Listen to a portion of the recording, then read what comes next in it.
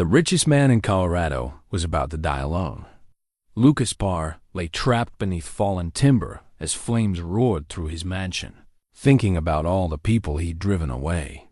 At 38, he built an empire worth billions, but couldn't name a single person who would mourn his passing. His sister hadn't spoken to him in years. His ex-fiancée had walked away without looking back. Even Henry, his loyal groundskeeper, was gone, fired in a moment of cruel pride, forced to take Cooper, the aging golden retriever who'd been Lucas's only friend. The smoke was getting thicker. Lucas closed his eyes, ready to accept his fate. Then he heard something impossible, the sound of paws scrambling over debris, a familiar whimper cutting through the roar of flames. Cooper had somehow returned to the place where he'd been cast aside. But how did a dog find his way back to save the man who'd abandoned him? Before we jump back in, tell us where you're tuning in from. And if this story touches you, make sure you're subscribed, because tomorrow I've saved something extra special for you. 6 months earlier, Lucas Parr stood in his corner office on the 42nd floor of the Parr Technologies building, surveying downtown Denver like a general reviewing his conquered territory. The wall behind his mahogany desk displayed a carefully curated collection of achievements, the Forbes 40 Under 40 cover featuring his face, the Technology Innovation Award from the National Science Foundation, framed patents bearing his name, and photographs of him shaking hands with senators and tech moguls. Not a single personal photograph graced the space. No family pictures, no casual snapshots with friends, no mementos from happier times. The awards wall stood as a monument to external validation, each frame a deliberate choice to showcase success over sentiment. At 38, Lucas had built Parr Technologies from a startup in his garage to a company valued at $14 billion.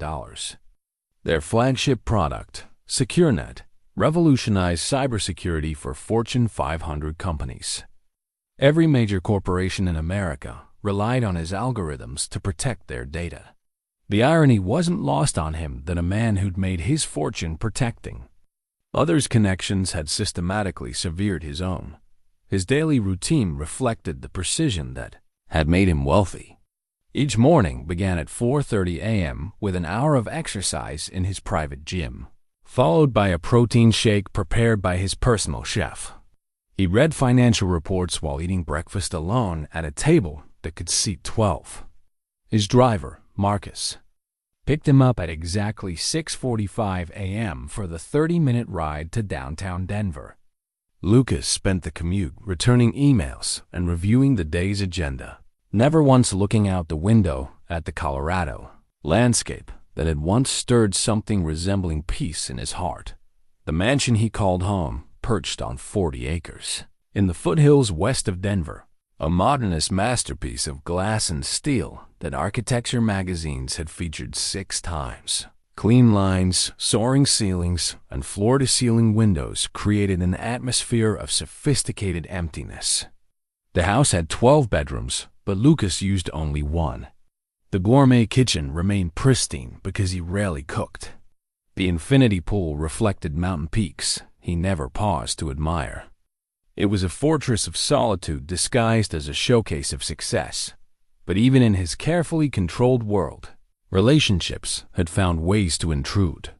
Henry Castellanos had worked as his groundskeeper for 8 years, arriving 3 years after Lucas purchased the property. At 64, Henry possessed the kind of quiet dignity that comes from a lifetime of honest work. He spoke with a slight accent that hinted at his Mexican heritage, and his weathered hands moved with the confidence of someone who understood growing things. Where Lucas saw only property to be maintained, Henry saw land to be nurtured. Henry had a gift for being present without being intrusive. He would appear when needed to report on the garden's progress, to mention a security system malfunction, to suggest winter preparations for the estate's elaborate landscaping. But he also had an uncanny ability to sense when Lucas needed someone to listen. During the worst periods of stress, when hostile takeover attempts threatened the company, or when board meetings stretched past midnight, Lucas would find himself walking the grounds, and Henry would materialize with a simple observation about the weather or the mountain wildlife. These conversations never touched on business or personal matters, yet they provided something Lucas hadn't realized he needed: the presence of another human being who asked nothing of him. Sarah, his younger sister by 3 years, represented a more complicated intrusion into his ordered existence. Once, they'd been inseparable.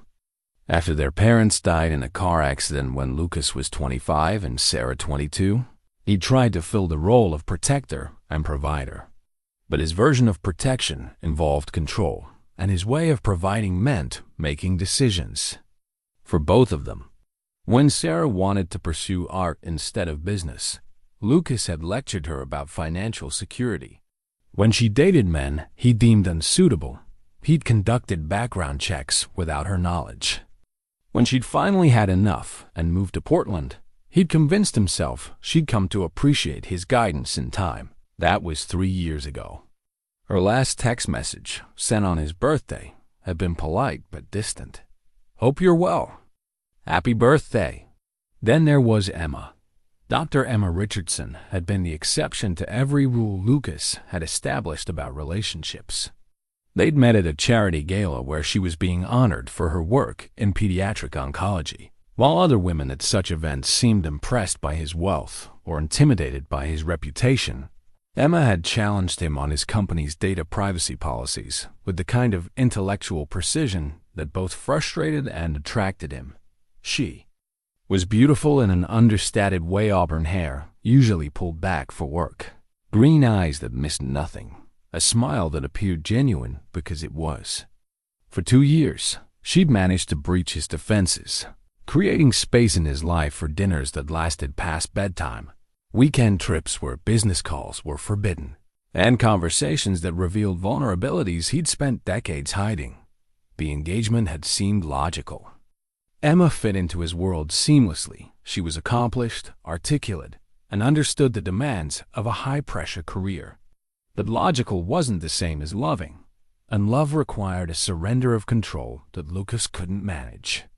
The breaking point came during wedding planning, when he tried to manage every detail without consulting her preferences. When she'd finally confronted him about his need to orchestrate their life together, he'd responded with a detailed presentation about optimal wedding logistics. She'd returned the ring that night with a note that cut deeper than any business. Rejection. You'll never change. In this landscape of severed connections, Cooper stood as the single exception.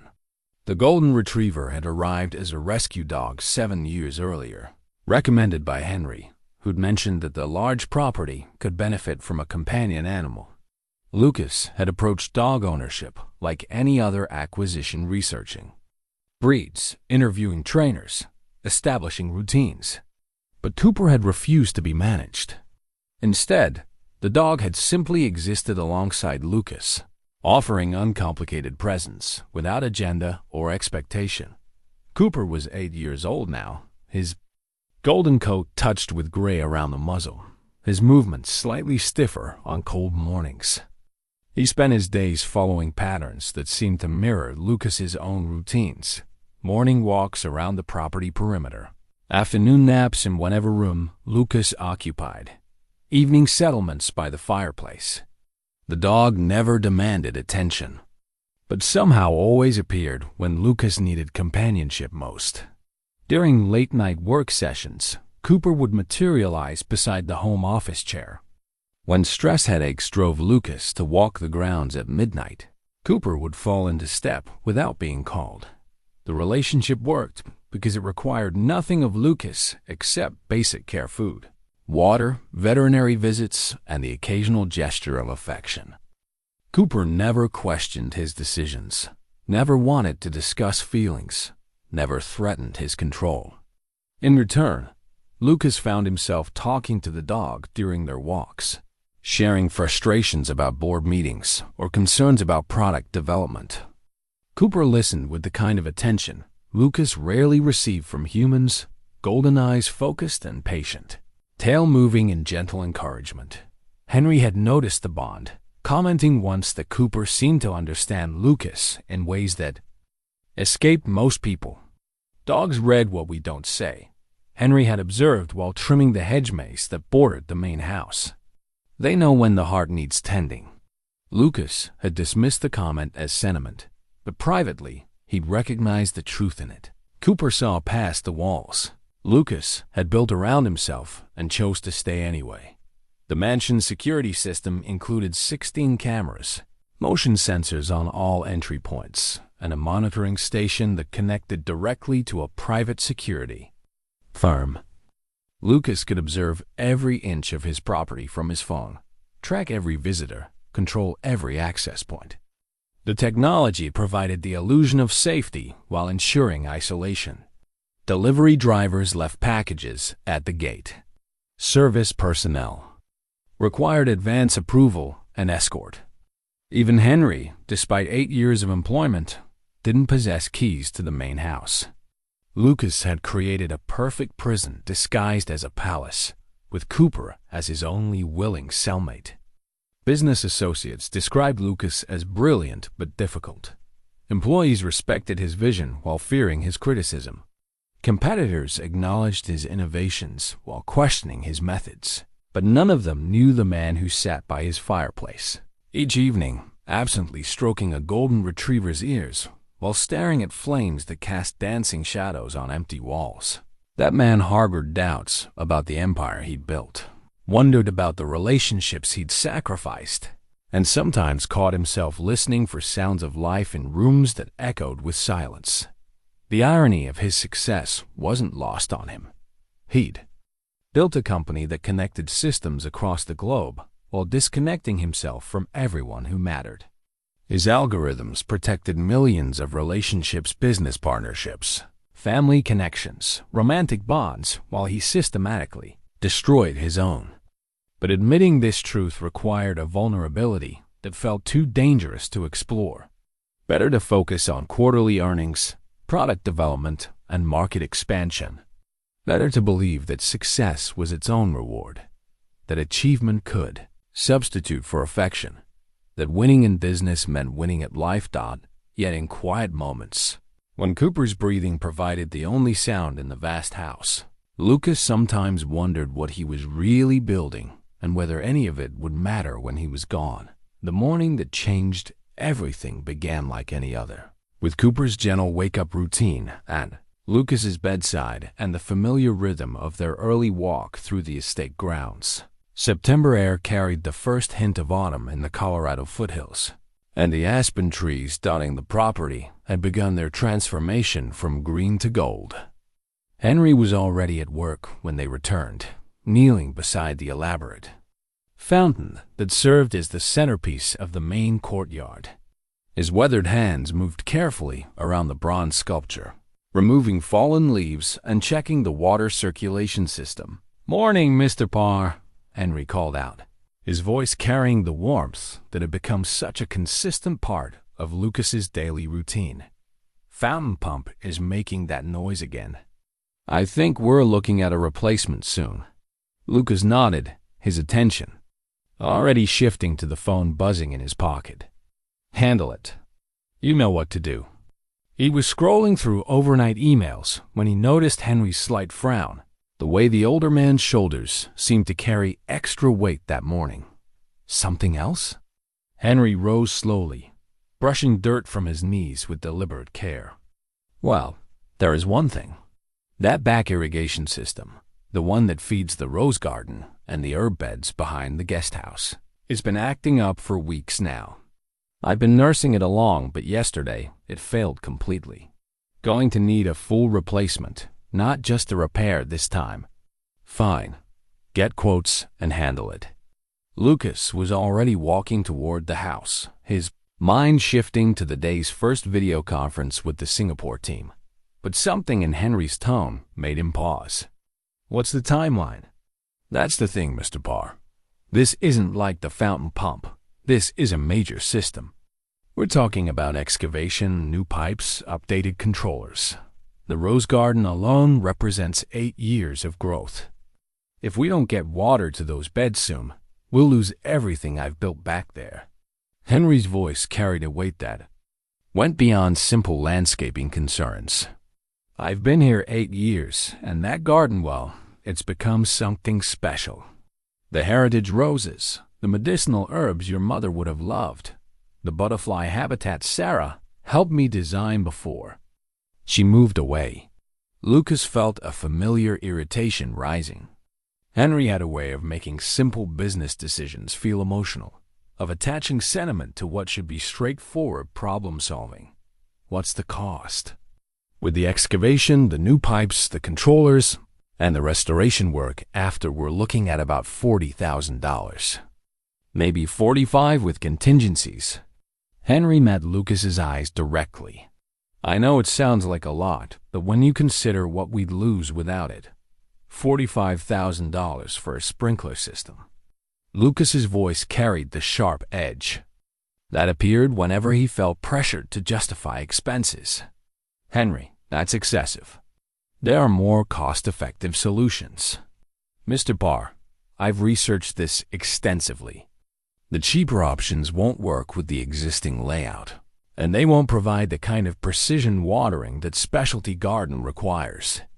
These aren't lawn sprinklers we're talking about. They're custom systems designed for specific plant needs." Henry's patience showed signs of strain. "I've never asked for anything unreasonable in 8 years. This isn't luxury spending. This is preserving something we've built together." The word "together" struck Lucas wrong. He'd built this estate, purchased this land, designed this landscape. Henry was an employee, well compensated for his expertise, but an employee nonetheless. "We haven't built anything together, Henry. I've invested in this property, and you've been paid to maintain it. There's a difference." Henry's face went very still. In 8 years, Lucas had never seen quite that expression, disappointment mixed with something that might have been pity. "Yes, sir, I understand the difference." "Do you? Because from where I stand, it seems like you're asking me to spend $45,000 on sentiment. That rose garden doesn't add value to the property. The herb beds don't contribute to the estate's function. If they die, we plant something more practical. More practical."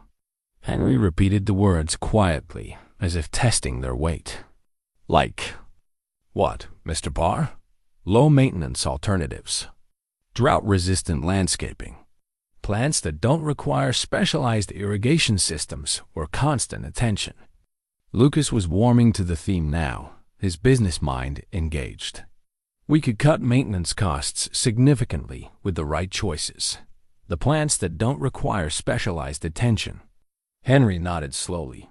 "I see. And what about Cooper's favorite? Spots?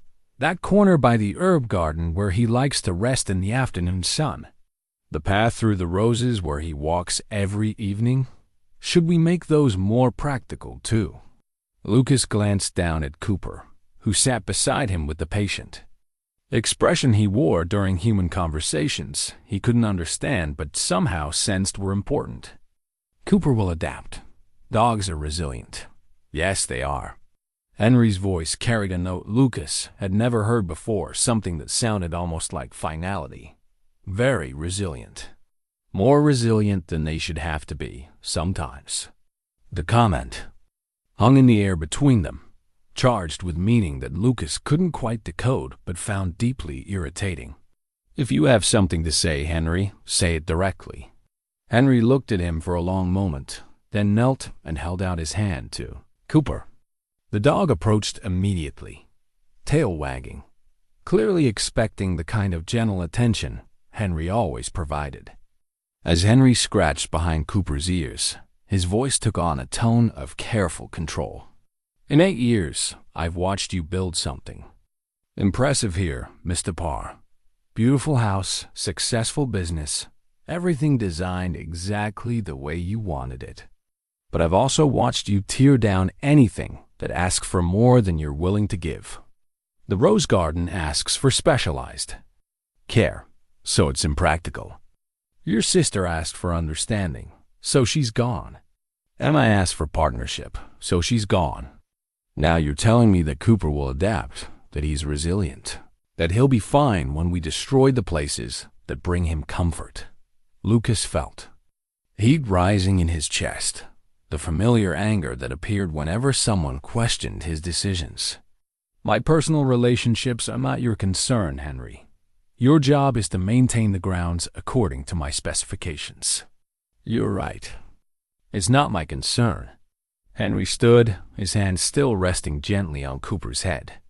But there's something I need to tell you. Mr. Parr, I've been meaning to bring this up for a while now, and this conversation has helped me find the right words. The formal tone in Henry's voice triggered alarm bells in Lucas's mind. What are you talking about? I'm getting older, Mr. Parr. 64 years old, and I'm feeling every one of them in my joints these days. My doctor's been after me to slow down, maybe think about retirement. My daughter in Phoenix has been asking me to move closer. She's got grandchildren I barely know, and her husband's been battling some health issues. Henry's words came slowly, as if he'd rehearsed them many times. I've been thinking it might be time for a change. You're quitting? The words came out sharper than Lucas intended, tinged with something that might have been panic. I'm considering it. This conversation about the irrigation system, it's made me realize that we see this place very differently. You see property to be managed efficiently. I see a home that could be loved properly. Maybe it's time I found a place where that kind of care is valued. Lucas felt control slipping away from him, the familiar sensation of losing something important. But instead of examining that feeling, he defaulted to the response that had served him in business confrontations, escalation. Fine, if that's how you feel, then maybe we should make this easier for both of us. Consider this your notice, Henry. 2 weeks. The words hung in the air like a challenge neither man could take back.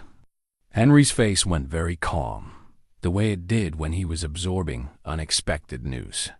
Cooper looked between them, sensing tension, but unable to understand its source. 2 weeks, Henry repeated quietly, after 8 years. It's a business decision, Henry. Nothing personal. Lucas knew the words were false, even as he spoke them, but retreat felt impossible now. I'll provide excellent references, of course, and a generous severance package. And Cooper? Henry's question was so quiet Lucas almost missed it. What? About Cooper? Where will Cooper go when I leave? The question struck Lucas as odd. Cooper lives here. Cooper is my dog. Henry looked down at Cooper, who had moved closer to him, as if sensing the emotional undercurrents of the conversation. Mr. Parr, in the 8 years I've worked here, who has fed Cooper every morning? Who takes him to the vet? Who makes sure he gets exercise when you're traveling? Who sits with him when thunderstorms make him anxious? Lucas felt a sinking sensation as he realized the truth of what Henry was saying. In his mental list of household management, Cooper's care had somehow become Henry's responsibility without his conscious awareness. Cooper comes with me, Henry said simply. If I'm leaving, he's leaving too. That dog has never known a day without proper care, and he's not going to start now, not at his age. You can't just take my dog, Henry. I'm not taking anything that belongs to you, Mr. Parr. But Cooper belongs to whoever loves him enough to put his needs first, and we both know that's not you. With that, Henry walked away, Cooper following at his heels as naturally as water flows downhill. Lucas stood alone in his courtyard, surrounded by 40 acres of perfectly maintained property, watching the only genuine relationship in his life disappear around the corner of his own house. The first week after Henry's departure passed in a blur of aggressive productivity and carefully maintained denial. Lucas threw himself into work with the intensity of a man trying to outrun his own thoughts, arriving at the office before dawn and staying until the security guards made their final rounds. He scheduled back-to-back meetings, initiated 3 new product development cycles, and personally reviewed every line of code in the latest SecureNet update. If anyone noticed his increased intensity, they attributed it to his well-known perfectionism and said nothing. The house felt different without Henry's presence, though Lucas told himself the change was barely noticeable. The gardens continued to function on their automated systems. The fountain still ran, though its pump made that grinding noise Henry had mentioned. The rose garden behind the guest house showed the first signs of stress without its specialized irrigation, but Lucas convinced himself that proved his point about impractical landscaping choices. Everything was fine. Everything was under control. Cooper's absence was more difficult to rationalize away. The dog had been a constant presence for 7 years, a warm shadow that followed Lucas through his daily routines. Now, the house echoed, with an emptiness that even Lucas's determination couldn't ignore. He found himself pausing at the top of the stairs, expecting to see golden fur stretched across the landing. He caught himself saving scraps from dinner before remembering there was no one to share them with. The silence felt heavier somehow, more oppressive than the simple absence of sound. But Lucas was a master of compartmentalization, and he applied those skills with ruthless efficiency to his new reality. He convinced himself that Henry's departure was actually liberating. No more emotional appeals about sentiment and tradition. No more discussions about the feelings of plants or the preferences of pets. He could run his estate with the same efficiency he brought to his business, making decisions based on logic rather than attachment. The mail that arrived on Thursday contained an envelope addressed in Sarah's careful handwriting, her return address, stamped with a Portland postmark. Lucas stared at it for several minutes before setting it aside unopened. Whatever Sarah had to say could wait until he was better prepared to deal with family complications. He had more pressing concerns: a presentation to the board next week, a potential acquisition in Austin that required careful evaluation, a competitor's product launch that demanded strategic response. The unopened envelope sat on his kitchen counter for 3 days, a white rectangle that seemed to grow more prominent each time he passed it. Sarah rarely sent physical mail. Their communication had been reduced to occasional text messages and awkward phone calls on birthdays and holidays. A letter suggested something significant, something that required more than digital convenience could convey. When he finally opened it, the contents were worse than he'd anticipated. An elegant invitation printed on heavy cardstock announced Sarah's engagement to David Chun, a man Lucas had never met, but whose background he'd undoubtedly researched within the hour. The wedding was scheduled for November in Portland, with a posters reception at the Japanese garden. A handwritten note in Sarah's familiar script was paper-clipped to the invitation. "Lucas, I know we haven't talked much lately, but I wanted you to hear this from me directly. David and I are getting married, and despite everything that's happened between us, I'd like you to be there. I know you probably won't come, but I had to ask. You're still my brother, and some part of me keeps hoping we can find our way back to each other. The invitation is open, no RSVP required. Just show up if you want to." Lucas read the note 3 times, each reading stirring emotions he wasn't prepared to examine. Sarah was getting married. His little sister, who used to build elaborate blanket forts in their childhood living room and insist that he play the role of brave knight rescuing her stuffed animals from imaginary dangers, was starting a life with someone he'd never even met. The thought struck him as both natural and impossible. Of course, Sarah would find someone to love, but how had he managed to become so peripheral to her life that her engagement felt like news from a stranger? He set the invitation aside and returned to his computer, pulling up David Chen's LinkedIn profile with practiced efficiency. Graphic designer, graduate of Portland State University, owner of a small firm specializing in sustainable packaging design. Social media photos showed a man with kind eyes and an easy smile, someone who looked comfortable in his own skin in a way that Lucas envied despite himself. The photos with Sarah showed genuine affection, David's hand resting naturally on her shoulder, Sarah laughing at something he'd whispered in her ear. Both of them looking like people who enjoyed each other's company. Lucas closed the browser tab and tried to return to his quarterly projections, but concentration proved elusive. The invitation seemed to pulse with accusation from its position on his desk. Sarah had been right to assume he wouldn't attend weddings or complicated social events that required emotional availability and interpersonal skills he deliberately allowed to atrophy. But her assumption also felt like a challenge, a test, of whether he was capable of showing up for someone else's happiness. His phone buzzed with a text from Marcus, his driver, asking about tomorrow's schedule. Lucas realized he'd been staring at the wall for 20 minutes, lost in thoughts that led nowhere productive. He responded with his usual efficiency pickup at 6:45 a.m. Stop at the dry cleaner on the way to the office. Lunch meeting with the development team at 12:30. Normal routine, familiar structure, controllable variables. But as he prepared for bed that night, the empty house seemed to mock his attempts at normalcy. He found himself standing in the kitchen, looking out at the grounds where Cooper used to patrol in the evenings, checking for interesting scents and potential security threats.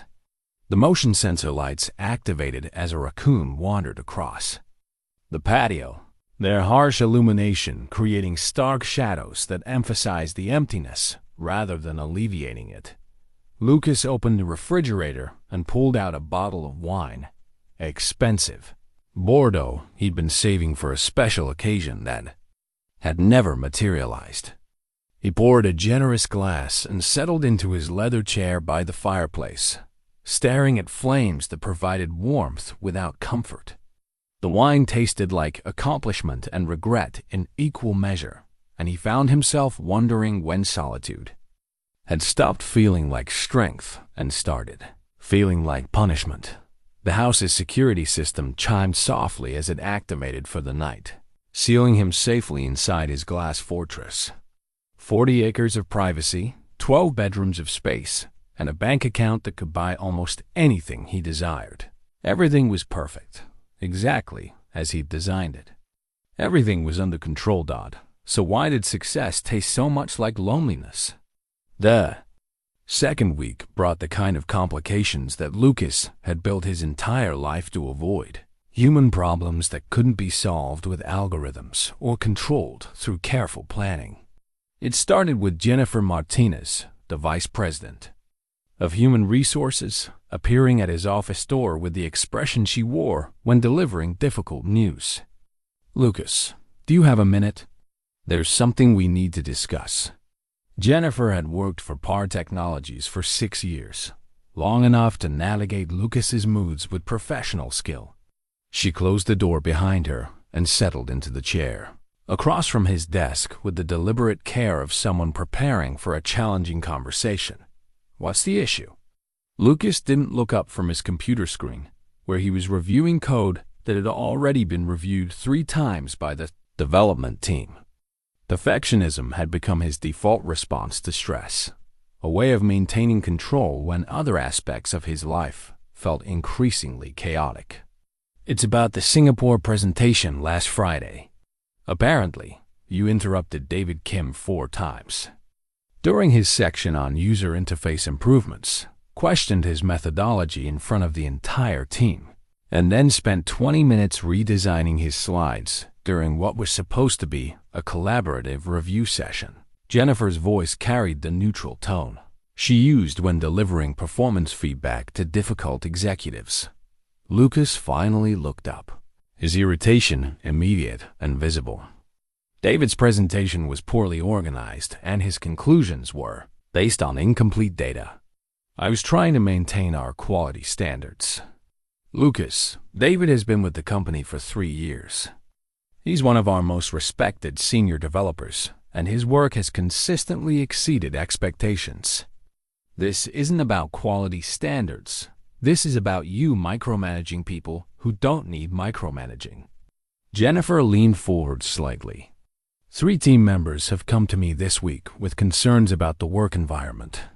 They're describing you as increasingly critical, impatient, and unwilling to delegate even basic decisions.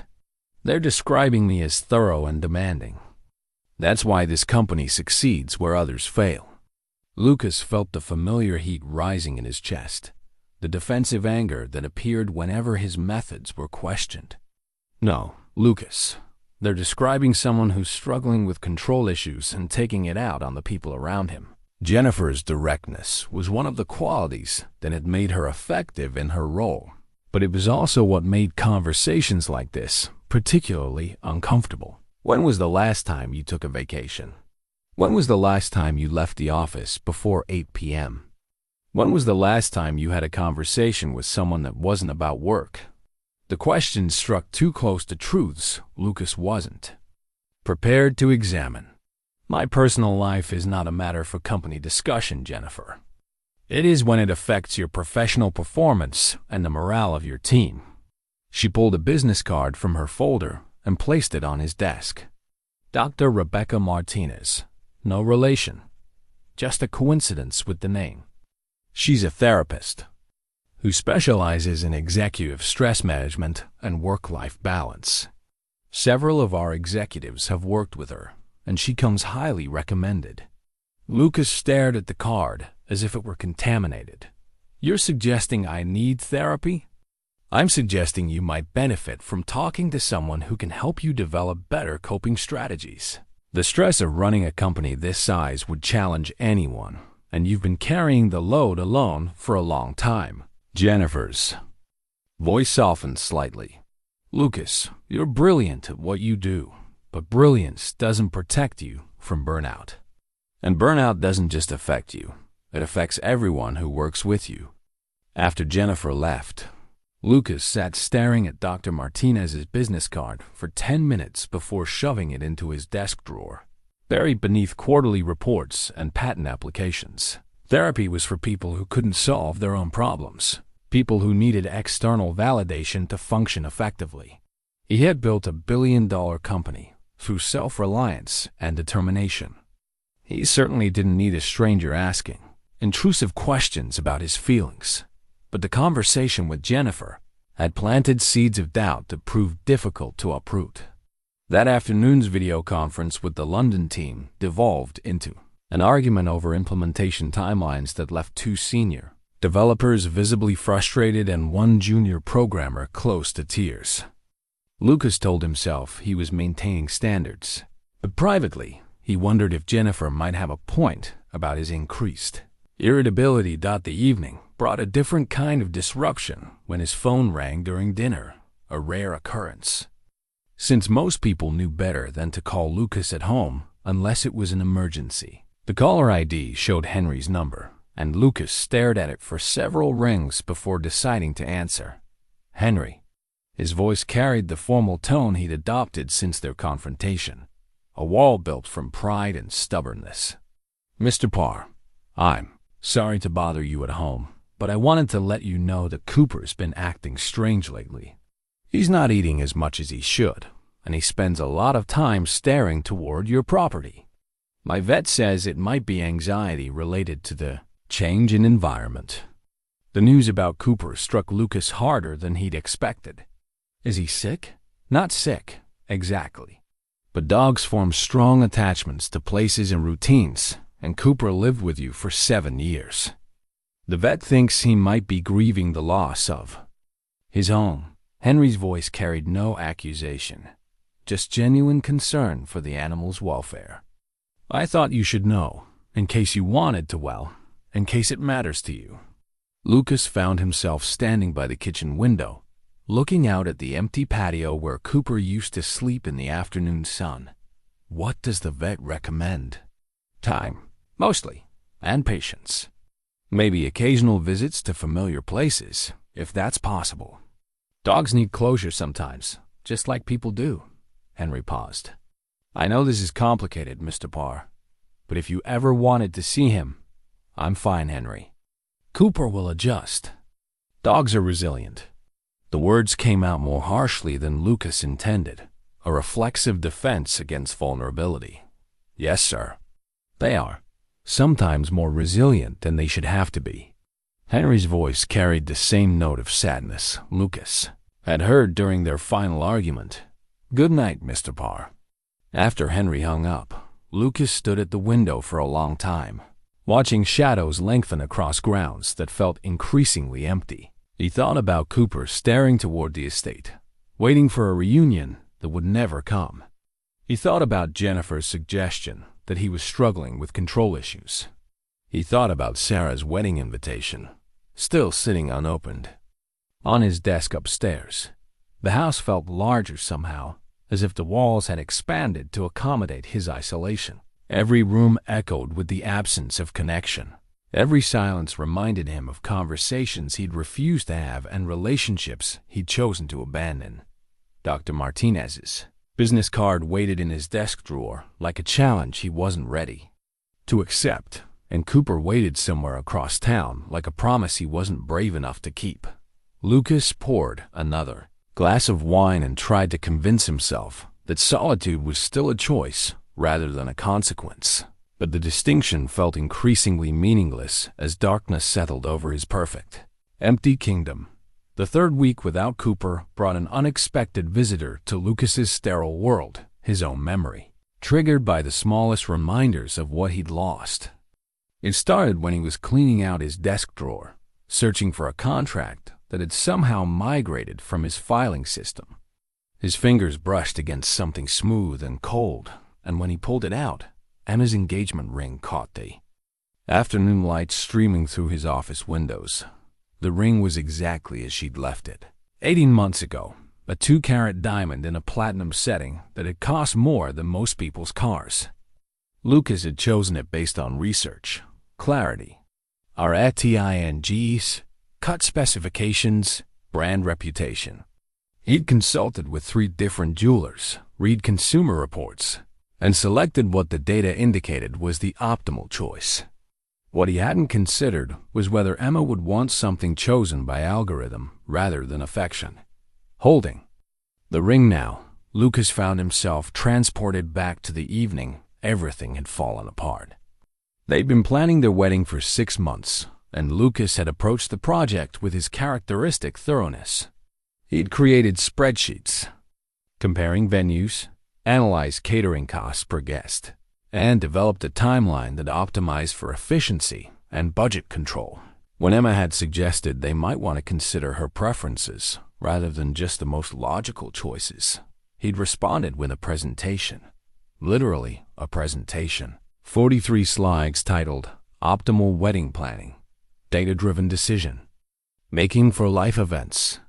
He'd included charts comparing venue acoustics, graphs analyzing seasonal pricing fluctuations, and a cost-benefit analysis of different floral arrangements. He'd presented it to her in their apartment on a Tuesday evening. Using his laptop and a laser pointer he brought home from work, Emma had listened in silence for 20 minutes before quietly closing the laptop. Lucas, whose wedding is this? Ours. Obviously. That's why I want it to be perfect. He'd been genuinely confused by her question, unable to understand why she wasn't appreciating his thoroughness. No, this is your wedding. You've made every decision based on what you think is optimal, without once asking what I actually want. Her voice had carried a weariness that should have alarmed him, but instead triggered his defensive instincts. I'm trying to make this as stress-free as possible for both of us. These decisions are complex, and I have experience managing complex projects. Lucas had reached for his laptop, intending to show her the vendor comparison charts. If you look at slide 15, you'll see why the downtown venue is clearly superior to Stop. Emma's voice cut through his explanation with quiet finality. Just stop talking about spreadsheets and optimization and data-driven decisions. I don't want to marry a consultant, Lucas. I want to marry a partner. The conversation had deteriorated. From there, with Lucas explaining why his approach was more efficient and Emma trying to make him understand that efficiency wasn't the point of a wedding. They'd argued until midnight, Lucas growing increasingly frustrated with what he saw as Emma's emotional unreasonableness. Emma becoming more distant as she realized the depth of his inability to see beyond logistics to love. She returned, Ring 3 days later, along with a note that still stung when he thought about it. You'll never change. And I can't keep pretending that love will be enough to bridge the gap between who you are and who you need to be for this to work. Hope someday you find whatever it is you're really looking for. Now, sitting in his corner office with the ring growing warm in his palm, Lucas wondered if Emma had been right about his inability to change. The evidence certainly supported her conclusion. In the 18 months since she'd left, he'd grown. More controlling, not less.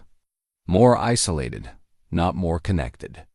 More successful in business and more impoverished in every other aspect of life that mattered. He thought about Emma's laugh. The way she used to challenge his assumptions with questions that forced him to think beyond his carefully constructed logic. She'd been the only person who could make him consider that there might be value in spontaneity, beauty in imperfection, joy in moments that couldn't be optimized or improved through analysis. During their 2 years together, she'd occasionally succeeded in pulling him away from his computer for weekend trips that had no agenda beyond spending time together. One particular memory surfaced with painful clarity. A Saturday morning when Emma had convinced him to drive into the mountains without a destination, just to see what they might discover. Lucas had been uncomfortable with the lack of planning, the inefficient use of time, the absence of clear objectives. But Emma had been persistent, and eventually he'd agreed to what she called an adventure drive. They'd ended up at a small lake he'd never heard of, surrounded by aspen trees that were just beginning their autumn transformation. Emma had packed a picnic lunch, sandwiches and fruit and cheese. Nothing elaborate, but somehow perfect for the setting. They'd sat on a blanket by the water's edge, talking about everything except work and schedules and strategic planning. For a few hours, Lucas had experienced something he rarely allowed himself: the pleasure of being present in a moment without trying to improve it. "This is what I want our life to look like," Emma had said, leaning against his shoulder while they watched ducks paddle across the lake's surface. "Not every day, but some days. Days when we can just be together without an agenda." Lucas had agreed in the moment, caught up in the unusual peace of the afternoon. But when they'd returned home, he'd immediately begun planning how to optimize future spontaneous trips, researching scenic routes, identifying the best picnic locations, creating systems for more efficient adventure planning. Emma had watched him work with an expression he hadn't recognized at the time, but now understood as heartbreak. The ring felt heavier in his hand as he considered how thoroughly he'd failed to understand what Emma had been offering him. She hadn't been asking him to abandon his drive or his intelligence. She'd been asking him to make space for connection alongside achievement. She'd been trying to show him that some of life's most important experiences couldn't be planned or controlled, only received with openness and gratitude. But openness required vulnerability, and vulnerability felt like weakness to someone who'd built his identity around control and competence. Lucas had chosen the safety of predictable solitude over the risk of unpredictable love, and now he was sitting alone in his perfect office, holding the symbol of everything he'd been too afraid to embrace. He slipped the ring back into his desk drawer, but the memory of Emma's laugh lingered in the empty spaces of his day. For the first time since she'd left, Lucas found himself wondering not whether he'd made the right choice, but whether he'd been brave enough to make any choice at all. Perhaps what he'd called decisiveness was actually just another form of hiding, choosing the known loneliness of isolation over the unknown possibilities of genuine partnership.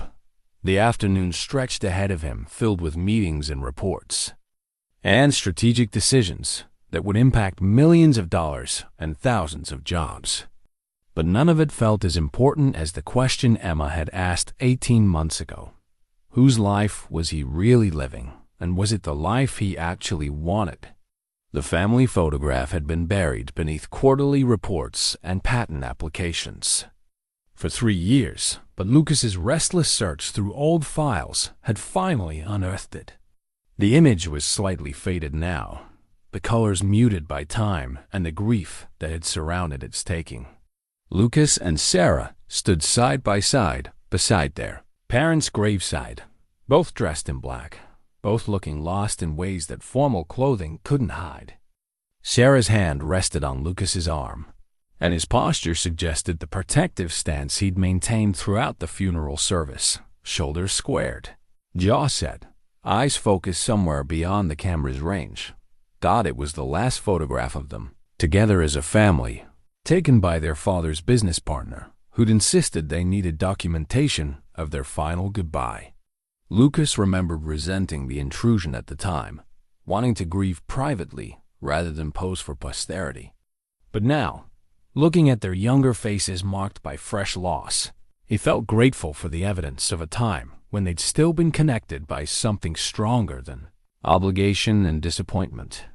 Their parents had died on a Tuesday evening in March, killed instantly when a drunk driver ran a red light at the intersection of Colfax and Spear. Lucas had been 25, just beginning to build what would become Parr Technologies. Sarah was 22 in her final semester at the University of Colorado, studying art history with the passionate intensity she brought to everything that captured her interest.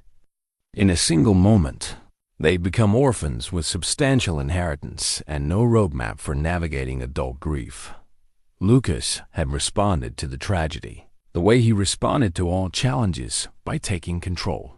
He'd handled the funeral arrangements, managed the estate proceedings, and made decisions about their parents' house and possessions with efficiency that had impressed the lawyers and concerned the family friends who tried to offer support. Someone needed to be strong, and Lucas had appointed himself to that role without consulting Sarah about whether she wanted or needed his protection. The first cracks in their relationship had appeared during the week after the funeral, when Lucas announced he'd decided to sell their childhood home. "It's too big for either of us to maintain alone, and the market conditions are favorable. He'd explained to Sarah over coffee in the kitchen, where they'd shared thousands of family meals. "We can invest the proceeds and use the income to ensure our financial security." Sarah had stared at him with an expression he hadn't recognized, something between disbelief and devastation. "Lucas, this is our home. Mom's garden is in full bloom. Dad's workshop still has his projects laid out exactly the way he left them.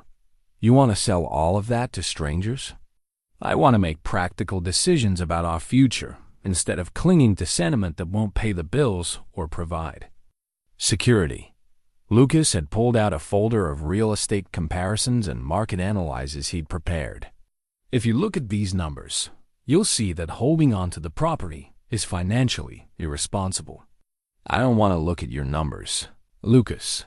I want to talk about losing our parents and what that means and how we're going to take care of each other." Sarah's voice had carried a desperation that should have alarmed him, but instead triggered his instinct to solve rather than listen. The conversation had devolved into an argument that lasted 3 days, with Lucas presenting logical arguments for practical decisions and Sarah pleading for time to grieve before making irreversible choices. He'd interpreted her request for delay as emotional instability, and she'd interpreted his urgency as callous disregard for their shared history. Neither of them had possessed the emotional vocabulary to bridge the gap between his need for control and her need for connection. Henry had been the one person who'd understood both of them during that impossible time. Lucas had hired him 6 months after selling the house, when the isolation of his new estate had begun to feel oppressive rather than protective. Henry had listened to Lucas's explanations about efficiency and optimization without judgment, but he'd also shared stories about his own family, his own losses, his own understanding that some things couldn't be managed, only experienced and survived. "Your sister, she calls sometimes," Henry had mentioned during one of their evening conversations about garden maintenance. "Asks how you're doing, whether you're eating enough, if you seem lonely.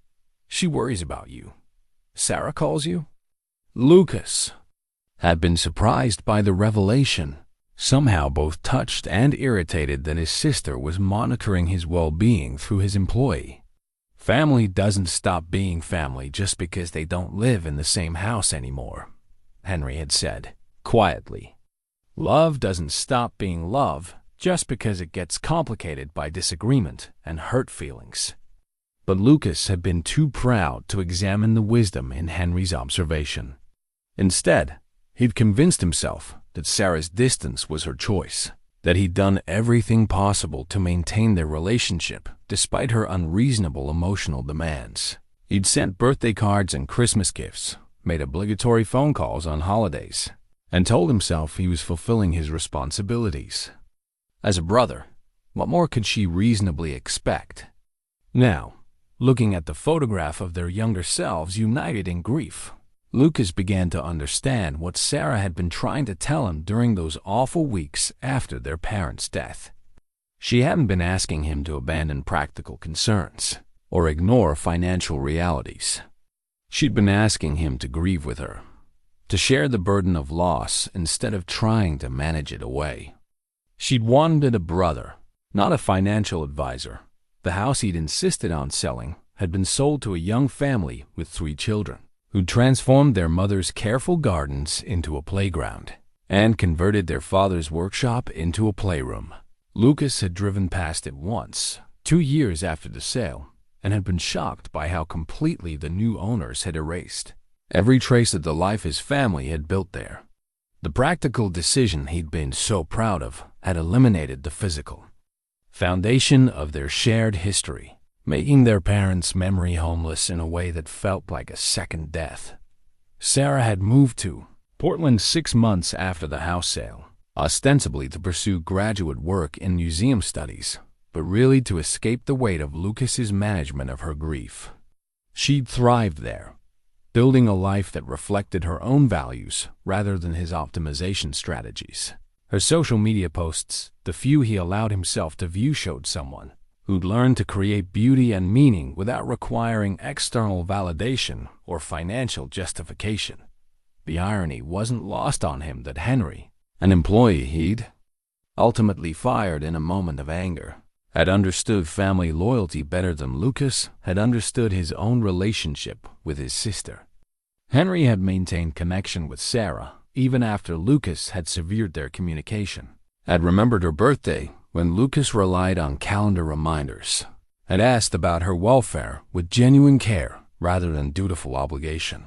Cooper, too, had been part of that web of caring that Lucas had systematically dismantled. Sarah had helped Henry design the butterfly garden during one of her last visits to the estate, choosing plants that would attract the species their mother had loved to photograph. Cooper had been Sarah's enthusiastic assistant during that project, carrying tools in his mouth and supervising the planting with golden retriever intensity. The garden had been a bridge between past and present, a way of honoring their parents' memory while creating something new and beautiful. Lucas had tolerated the project at the time, seeing it as harmless sentiment that kept both Sarah and Henry occupied with productive activity. He hadn't understood that they were building something more than a garden. They were building connection, memory, and continuity in the face of loss. Now that garden was dying from neglect, another casualty of his need to control rather than nurture. The photograph seemed to pulse with accusation as afternoon shadows lengthened across his office. 2 young people who'd loved each other enough to stand together in their darkest moment, before pride and control had driven them into separate lives that barely intersected. Lucas wondered if it was too late to find his way back to the brother he'd been before loss had taught him that love was too dangerous to trust. The storm arrived 3 weeks to the day after Henry's departure, announced by meteorologists as the kind of late-season weather system that could dump 2 feet of snow in the mountains and unleash dangerous winds across the Front Range. Lucas had dismissed the warnings with his usual confidence in technology and preparation. His house was equipped with backup generators, emergency supplies, and communication systems that could handle anything nature might deliver. Self-sufficiency was one of the principles he'd built his life around, and a Colorado thunderstorm wasn't going to challenge that foundation. But by 9 p.m., as he sat in his home office reviewing architectural plans for the company's new data center, the storm's intensity had begun to exceed the meteorologist's predictions. Rain hammered against the floor-to-ceiling windows with the persistence of machine gun fire, and wind gusts strong enough to bend the estate's mature pine trees created an unsettling symphony of groans and crashes that penetrated even the house's superior insulation. The lights flickered twice before the main power grid failed, leaving Lucas in the sudden silence that accompanies the loss of electrical current. The backup generator kicked in within seconds, restoring basic lighting and essential systems. But the house felt different in the reduced illumination, larger somehow, more vulnerable to the chaos unfolding outside. Lucas moved through the rooms, checking systems and securing anything that might be affected by the storm's violence. His footsteps echoing in spaces that had never felt quite so empty. Without Cooper's presence, the familiar routine of storm preparation felt incomplete, missing the warm companionship of a creature who understood that weather was something to be endured together rather than managed alone. It was during his security check of the main floor that Lucas first heard it, a sound that didn't belong to wind or rain or the settling of a house under atmospheric pressure. Something was scratching at the back door, the mudroom entrance that Henry had always used for his comings and goings. Lucas paused in the hallway, listening intently, trying to distinguish between storm noise and something else. The scratching came again, deliberate and rhythmic, accompanied by what sounded almost like whimpering. Lucas approached the door cautiously, his mind cycling through possibilities. The estate's security system would have alerted him to any human intruder, and the motion sensors around the property perimeter hadn't detected anything larger than windblown debris. But as he reached for the door handle, the scratching intensified, accompanied by a sound that stopped his heart, the unmistakable whine of a dog in distress. He activated the exterior light and peered through the reinforced glass panel beside the door. What he saw made him question his own perception. Cooper sat on the covered porch, soaked to the skin and shivering, his golden coat dark with rain and matted with burrs and mud. The dog's eyes met Lucas's through the glass with an expression of exhausted relief, as if he'd been traveling toward this moment for days. Lucas yanked the door open, and Cooper stumbled into the mudroom with the unsteady gait of an animal pushed beyond its normal limits.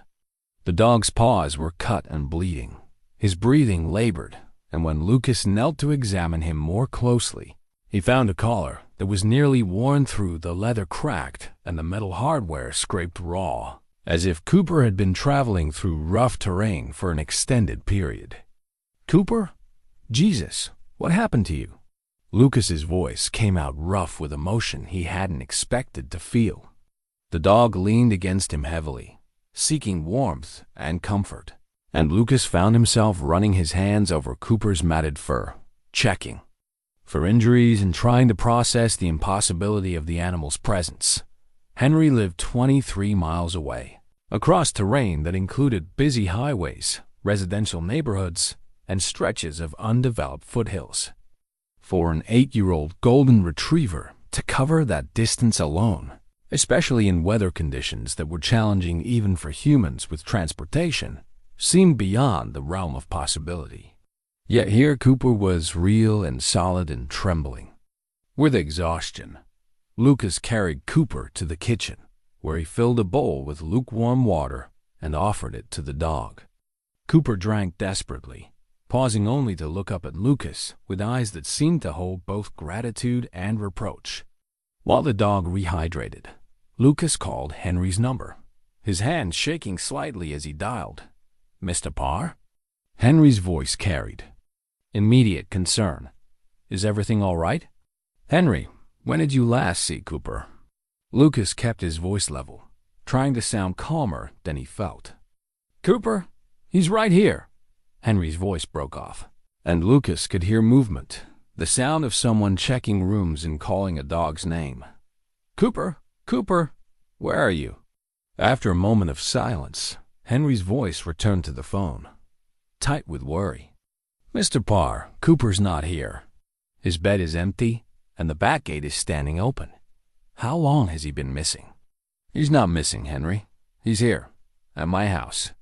Lucas looked down at Cooper, who had finished drinking and was now sitting beside Lucas's chair with the patient expression he'd always worn during their evening conversations.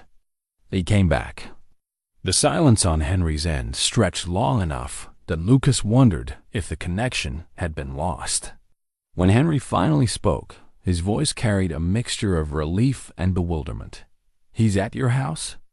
But that's impossible. It's 23 miles of dangerous terrain, and he's never made that trip alone. How could he possibly?" "I don't know how, Henry, but he's here, and he's exhausted. His paws are cut up, his collar is nearly destroyed, and he looks like he's been traveling for days." Lucas found himself stroking Cooper's head, the familiar gesture bringing unexpected comfort. "I think he's been trying to get home." "Home?" Henry repeated the word quietly, and Lucas could hear the weight of understanding in his voice. "Mr. Parr, I need to tell you something about Cooper. The last few days, he's been restless, pacing, whining at the windows.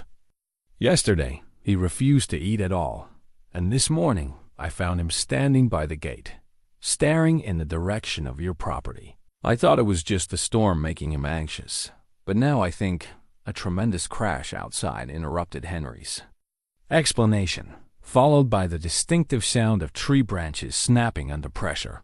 Lucas moved to the window and saw that one of the estate's mature cottonwoods had fallen across the main driveway, its massive trunk blocking any possibility of vehicle access to the house. The sight should have triggered his usual crisis management protocols, but instead he felt only a strange sense of completion, as if the storm was creating the isolation necessary for whatever was about to unfold. "Henry, I need to go. The storm is getting worse, and I want to get Cooper cleaned up and checked for injuries."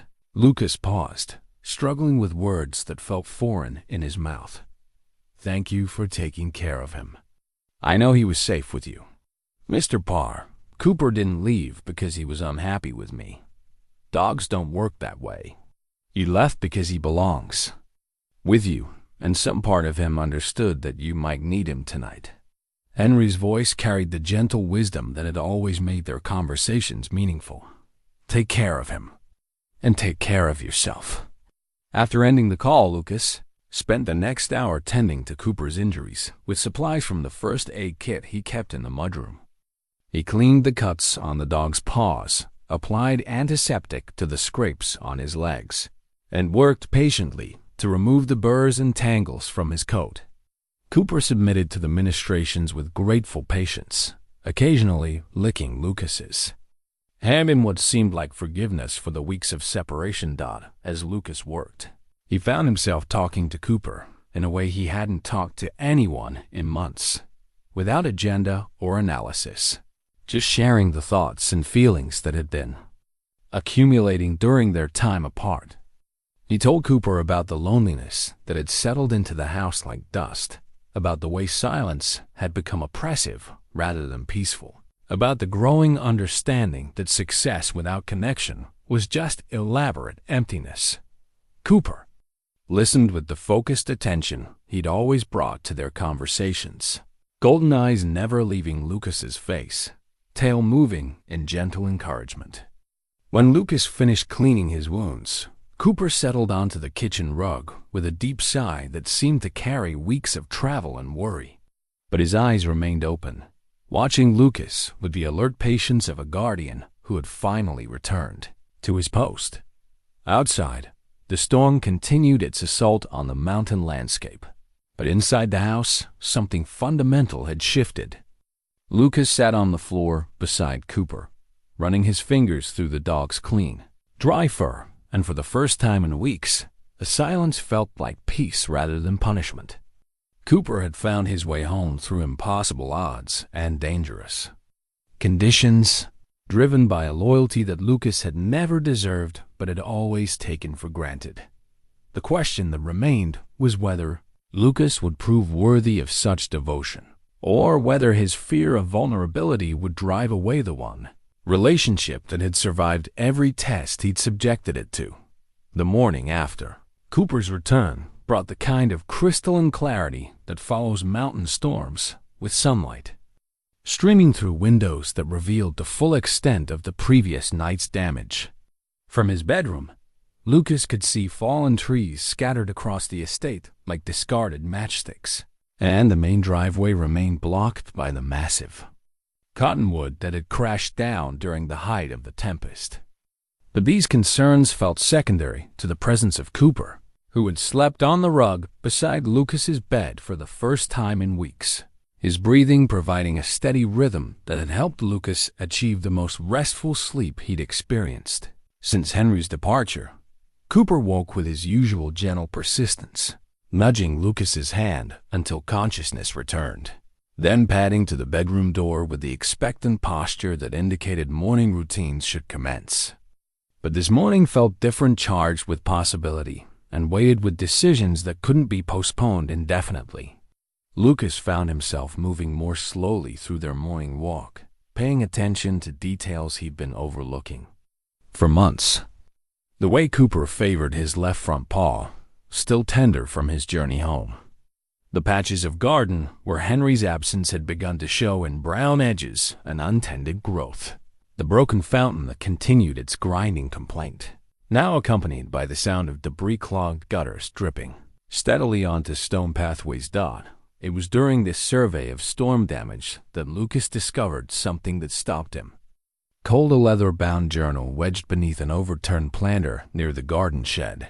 The cover was weathered and water-stained, but when he opened it, Henry's careful handwriting filled page after page with observations, plans, and detailed records of every aspect of the estate's maintenance.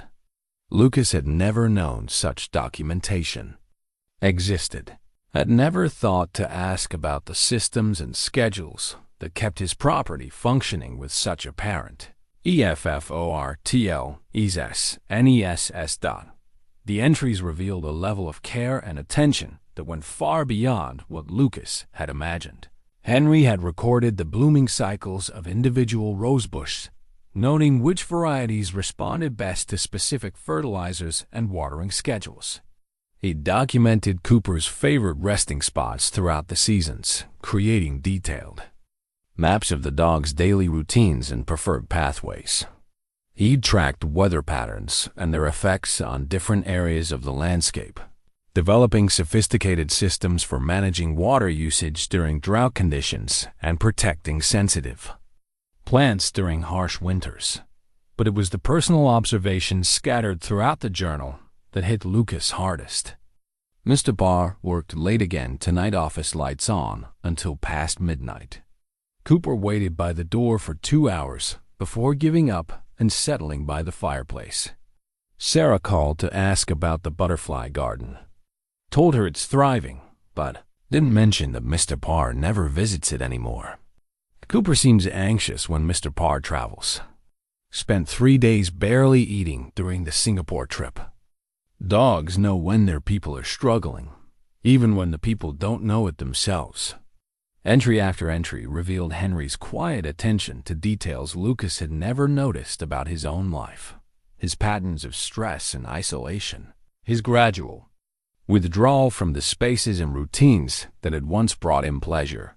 Cooper's growing role as emotional support for a man who wouldn't acknowledge his need for comfort. Henry had been documenting not just the maintenance of property, but the deterioration of a life, recording with scientific precision the ways Lucas had been failing himself and everyone who cared about him.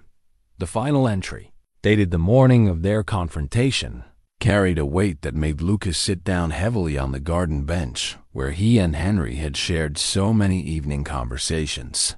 8 years I've worked here, and I've watched Mr. Parr build walls higher than any house could contain. Today, I think those walls finally collapsed inward. He fired me because I asked him to choose care over control, love over logic.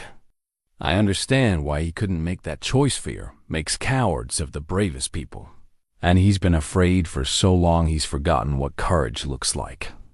I'll take Cooper because dogs shouldn't pay the price for human failure to love properly. But I hope someday Mr. Parr finds whatever it is he's really looking for. I think it's been right here all along, waiting for him to be brave enough to see it. Lucas read the entry 3 times, each reading deepening his understanding of how completely he'd misunderstood the relationship he'd shared with Henry. What he'd interpreted as employee dedication had actually been something closer to family loyalty. Henry had been caring for more than gardens and grounds. He'd been caring for Lucas himself, creating an environment where healing and growth were possible, even when they weren't actively pursued. The discovery of the journal coincided with a phone call that Lucas had been dreading and anticipating in equal measure.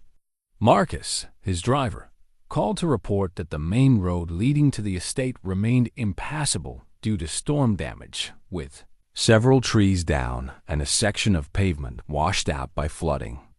Might be several days before they can get equipment up there to clear everything, Marcus explained.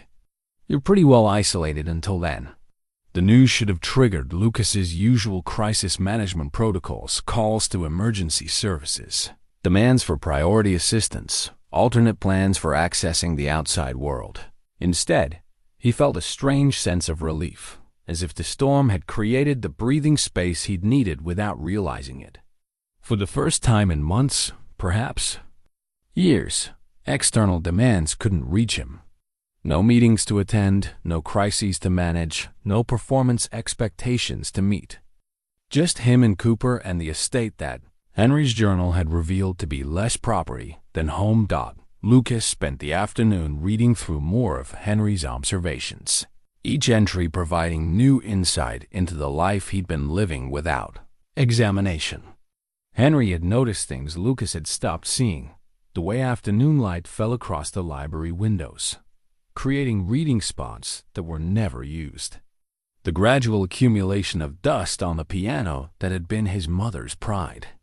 The increasing frequency of Cooper's lonely vigils by windows, watching for Lucas's return from trips that grew longer and more frequent as work became his primary refuge from isolation. But the journal also revealed positive moments Lucas had.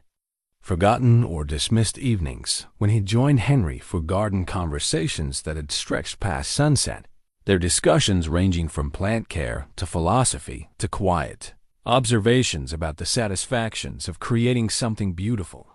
Cooper's obvious joy during their morning walks, especially on weekends when Lucas occasionally lingered to throw tennis balls or explore trails that led into the foothills.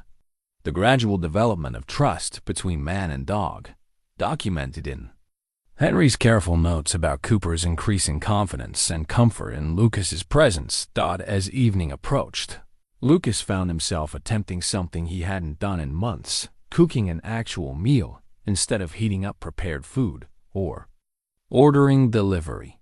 Cooper supervised from his position beside the kitchen island, offering moral support and hoping for dropped ingredients. The familiar routine of chopping vegetables and monitoring cooking times felt meditative in a way that Lucas had forgotten was possible. A return to the kind of simple, necessary activities that connected him to immediate physical reality rather than abstract business concerns. The meal itself was nothing elaborate: grilled chicken, roasted vegetables, a salad made from herbs that Henry had somehow managed to keep thriving despite Lucas's neglect. But eating food he'd prepared himself, with Cooper's warm presence nearby and the sound of evening settling over the mountain landscape, felt like a small act of reclamation. He was reclaiming the possibility of satisfaction from simple pleasures, the value of presence over productivity. After dinner, Lucas attempted something even more foreign to his recent experience, sitting by the fireplace without any devices or work materials, just watching flames dance and listening to Cooper's contented breathing. The silence that had felt oppressive for weeks now seemed full of possibility rather than emptiness. Outside, wind moved through the pine trees with the whispered conversations of a forest recovering from storm damage. And inside, the house felt less like a fortress and more like a home. It was during this unexpected peace that Lucas made a decision that would have seemed impossible just days earlier. He was going to call Henry, not to apologize exactly, though apology was certainly warranted, not to ask for forgiveness, though he hoped forgiveness might be possible, but to take the first step toward acknowledging the truth that Henry's journal had made undeniable. He'd been living his life backwards, treating symptoms while ignoring causes, managing externals while his internal world crumbled. The phone rang 4 times before Henry answered, his voice cautious but not unwelcoming. "Mr. Parr, is everything all right? How is Cooper?" "Cooper is fine, Henry. Better than fine, actually. But I need to tell you something." Lucas paused, gathering courage for words he'd never spoken to anyone. "I found your journal. The one you kept about the estate. And I need you to know that I understand now what I couldn't see before. You weren't just taking care of my property. You were taking care of me." The silence on Henry's end stretched long enough that Lucas wondered if he'd already said too much, revealed too much vulnerability for a relationship he damaged so thoroughly. But when Henry spoke, his voice carried the same gentle wisdom that had made their conversations meaningful. "Mr. Parr, caring for people isn't something you do because it's a job requirement. It's something you do because that's what family does. And after 8 years, that's what we became, whether either of us said it out loud or not." Henry paused. "The question is, what are you going to do with that understanding?" Lucas looked at Cooper, who had moved closer to the fireplace and was watching the conversation with the alert attention he brought to all interactions that seemed important. Outside, the storm-damaged landscape waited for decisions about repair and restoration. Inside, the house that had felt like a prison was beginning to feel like a foundation for something better. "I'm going to try to learn what you've been trying to teach me," Lucas said finally. "I'm going to try to choose care over control." "That's a beginning," Henry said quietly. "That's always where healing starts." The second storm arrived without warning 3 days later, announced not by meteorologists but by the sudden stillness that precedes nature's most violent displays. Lucas was in his home office, laptop open to a video call with the London team, when the lights flickered once, twice, then died completely. The backup generator should have engaged within seconds, but instead the house plunged into absolute darkness, leaving him staring at a black screen that reflected his own startled face. Cooper, who had been sleeping peacefully beside the desk, lifted his head with the alertness that dogs display when they sense danger humans haven't yet recognized. His ears pricked forward, and the low whine escaped his throat, not the complaint of an inconvenienced pet, but the warning of an animal whose instincts detected something fundamentally wrong. Lucas reached for his phone's flashlight, but before he could activate it, an orange glow began flickering against the office windows. At first, he thought it might be emergency lighting from the generator housing, but the light was wrong, too warm, too unsteady, too bright. When he moved to the window and looked out, his blood turned cold.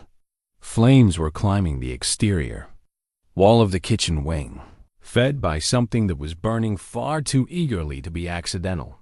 The house's sophisticated fire suppression system should have activated immediately, but Lucas realized with growing horror that the power failure had disabled the electronic controls. The sprinkler heads remained silent, the alarm systems stayed dark, and the automatic notifications to emergency services had never been sent. He was alone with a fire that was spreading with terrifying speed through a structure designed more for beauty than survival. Lucas grabbed Cooper's collar and headed for the main staircase, but halfway down, smoke began seeping through the ventilation system with the thick, acrid smell of burning plastic and electrical components. The kitchen wing was where the house's main electrical panel was located, and if the fire had started there, it would have access to wiring that ran throughout the entire structure. What had begun as a localized emergency was rapidly becoming a catastrophic threat to the entire building. The front door was only 50 feet away, but as Lucas reached the main floor, he could see that flames had already spread to the entryway, blocking the most direct route to safety. Cooper pressed against his legs, panting with stress, but staying close rather than bolting toward any available exit. The dog's loyalty in the face of mortal danger struck Lucas as both heartbreaking and humbling. Cooper was choosing to stay with him rather than save himself. "We need to get out of here, boy," Lucas said, his voice steadier than he felt. He considered the various exits available from the main floor, calculating distances and obstacles with the systematic thinking that had served him in business crises. The mudroom door where Cooper had appeared 3 nights earlier offered the most direct path to the outside, but reaching it would require crossing the kitchen area where the fire had started. Lucas made the decision to try for the mudroom, keeping low to avoid the worst of the smoke and guiding Cooper with one hand while feeling along the wall with the other. The familiar layout of his own house had become alien in the darkness, with smoke distorting distances and the sound of crackling flames creating an acoustic environment that confused his sense of direction. They made it halfway across the kitchen before disaster struck. A section of the ceiling, weakened by fire and water from the automatic sprinklers that had finally activated, collapsed without warning. Lucas threw himself sideways, pushing Cooper away from the falling debris, but a burning beam caught him across the shoulders, pinning him to the floor beneath its considerable weight. The pain was immediate and overwhelming, but worse than the physical injury was the realization that he couldn't move. The beam was too heavy to lift, positioned at an angle that gave him no leverage, and the floor around him was growing increasingly hot as fire spread through the structural elements above.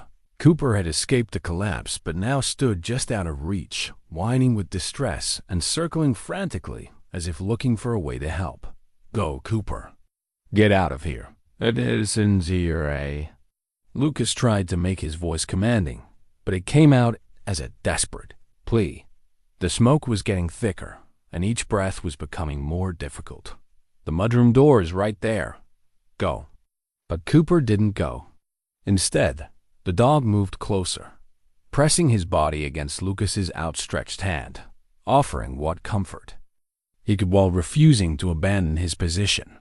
It was then that Lucas understood something that had taken him 38 years to recognize.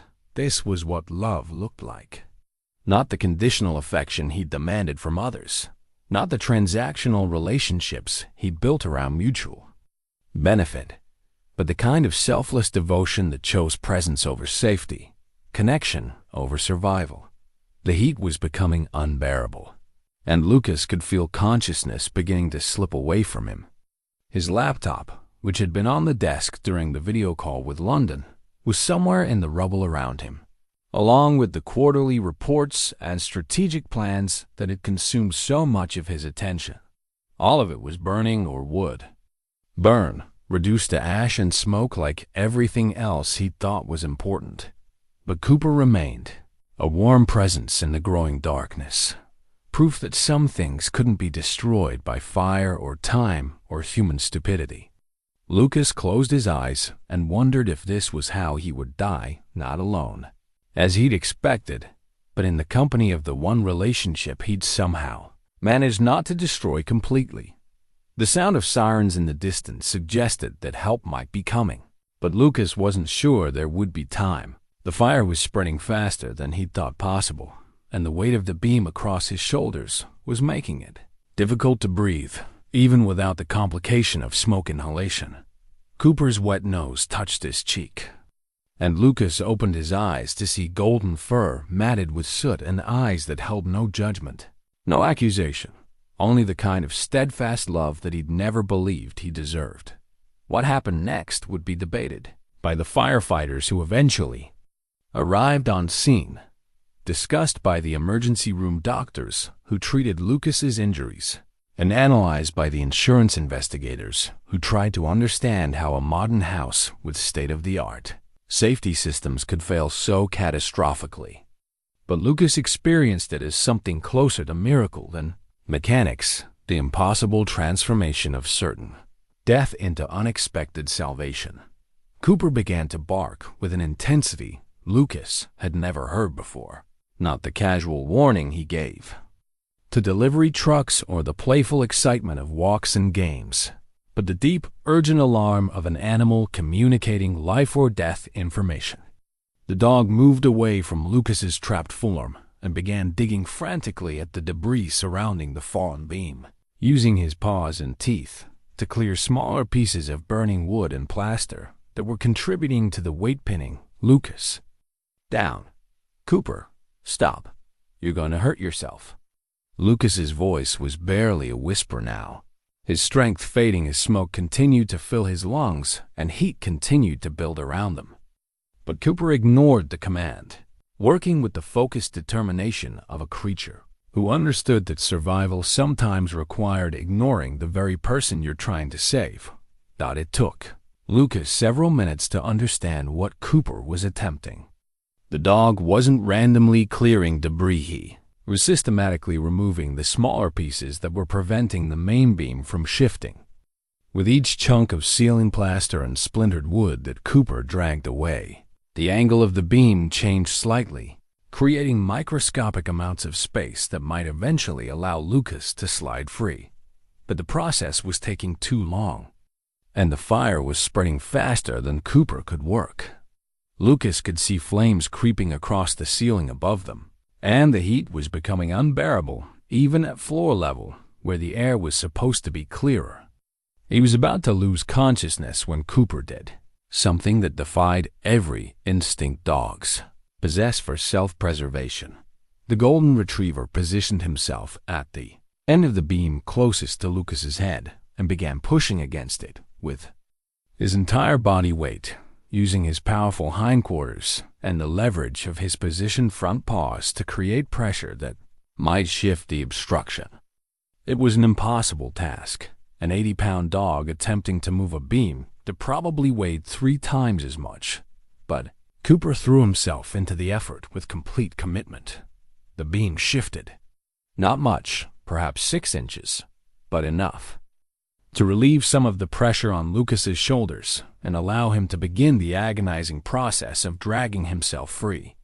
Cooper maintained his position, continuing to push even as his paws slipped on debris and his breathing became labored. From exertion and smoke inhalation, Lucas pulled himself forward, inch by inch, his shoulders screaming with pain and his vision blurring from lack of oxygen.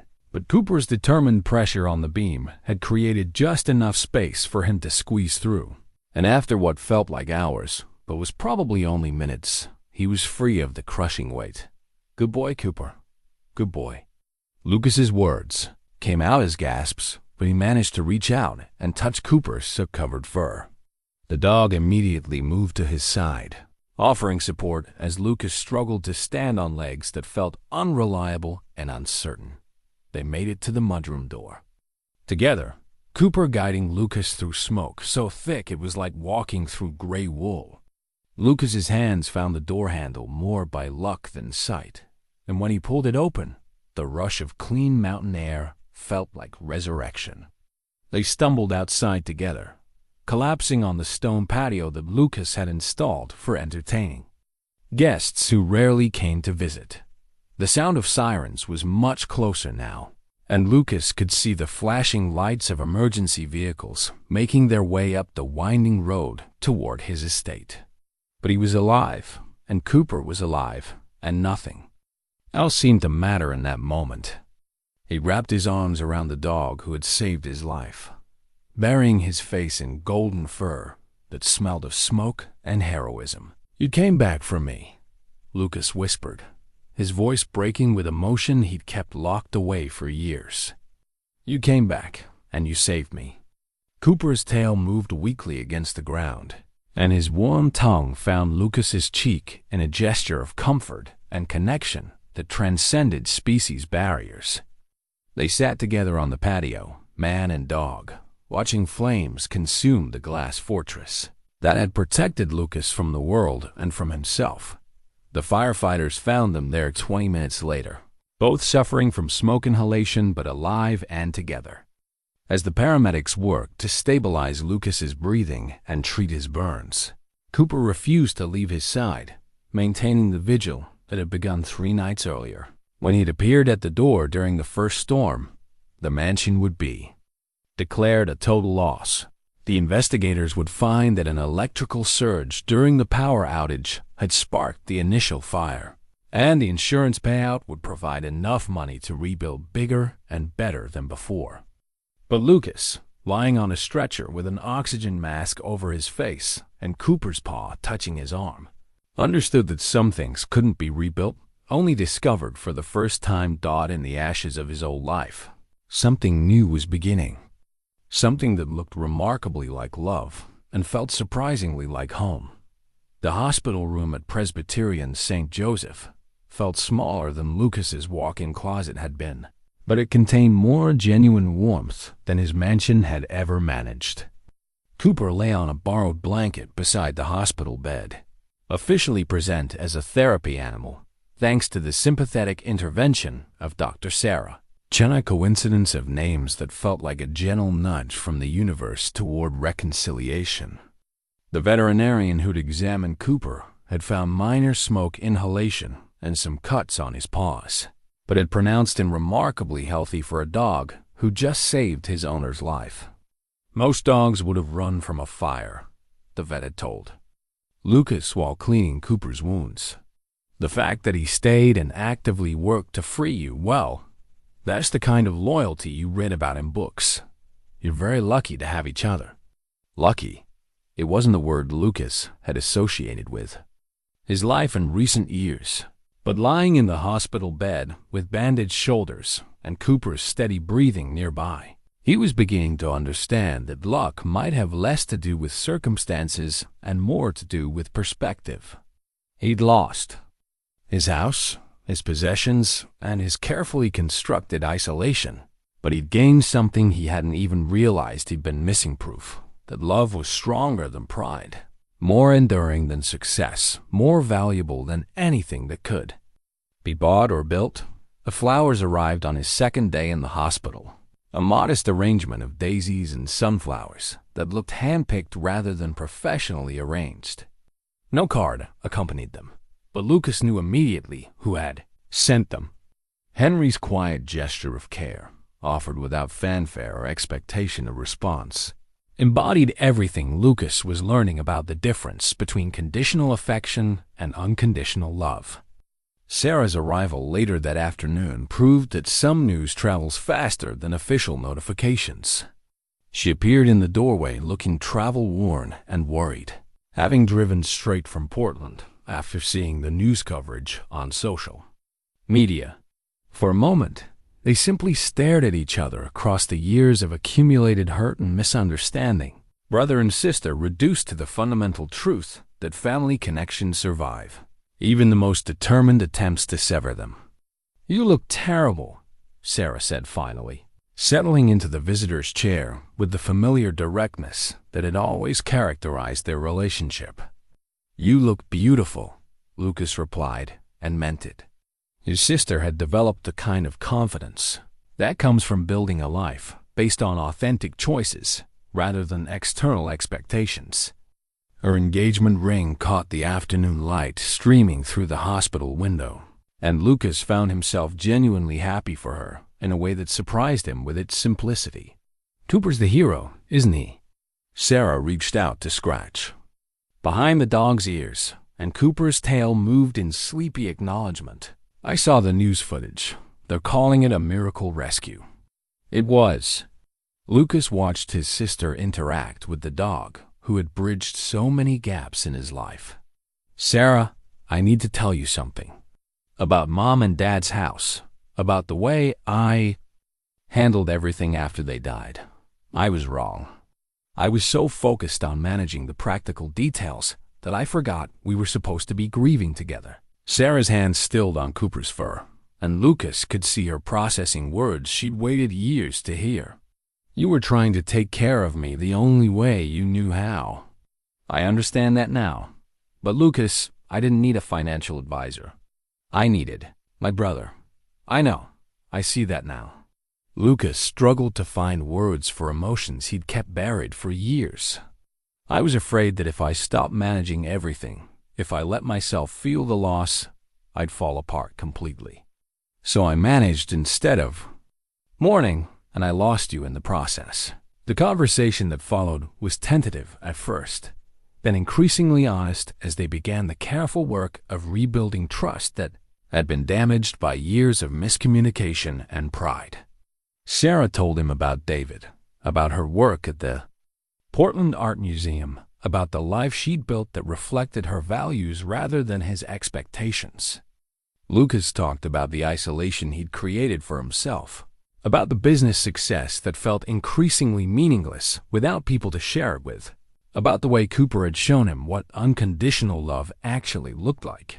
Henry's arrival that evening completed the circle of relationships. Lucas was beginning to understand he'd never actually lost, only neglected through fear and stubbornness. The older man appeared in the doorway carrying a small potted plant, his face showing relief and something that might have been joy. "Mr. Parr, I'm glad to see you're all right." Henry's formal address carried warmth rather than distance now, the respect of someone who had witnessed transformation and approved of what he saw. "It's Lucas, Henry. It's always been Lucas. I just wasn't ready to let anyone close enough to call me by my name." Lucas gestured to the chair beside his bed. "Sit with me for a while?" The conversation with Henry was different from the one with Sarah, less about repairing damage and more about acknowledging truth that had always existed beneath the surface of their relationship. Henry had never been just an employee. He had been the father figure Lucas had lost too young and the friend he'd been too proud to accept. The journal entries Lucas had read weren't the observations of a hired caretaker, but the loving attention of someone who had chosen to include Lucas in his definition of family. "I should have fought harder to keep Cooper," Lucas admitted as they watched the dog sleep peacefully in the hospital room's fluorescent lighting. "I should have fought harder to keep all of you. Some lessons can only be learned through loss," Henry said quietly. "But the important thing is that you learned them. Cooper knew you would. Dogs understand things about people that people don't understand about themselves. He came back because he knew you were ready to come back too." 3 days later, when Lucas was discharged from the hospital, he had nowhere to go except Henry's modest house across town. The invitation had been offered quietly, without ceremony or conditions. Simply Henry's way of ensuring that Lucas wouldn't face his recovery alone. Cooper seemed to understand that this arrangement was temporary, but necessary, settling into Henry's guest room with the adaptability that had always characterized his approach to change. The media attention surrounding the rescue began to fade. After a week, that the internal changes Lucas was experiencing proved more enduring. He found himself sleeping better in Henry's small guest room than he had in his mansion's master suite. He discovered satisfaction in simple tasks like helping with dinner preparation and grocery shopping. Most importantly, he began to understand that rebuilding his life didn't require constructing new walls. It required opening doors he'd kept locked for far too long. Sarah's wedding invitation, which had sat unopened for weeks before the fire, became the first social event Lucas had looked forward to in years. He would be there not as the successful tech mogul maintaining appearances, but as the brother Sarah deserved, present, supportive, and genuinely happy for her new beginning. The conversation about rebuilding the mansion could wait. The insurance settlements and architectural consultations and contractor meetings were necessary details that would be handled in due time. But Lucas was no longer in a hurry to construct another fortress. Instead, he was learning to appreciate the view from Henry's front porch, where he and Cooper spent their evenings watching sunset paint the mountains gold while planning a future that looked remarkably like family. For the first time in years, Lucas Parr was home.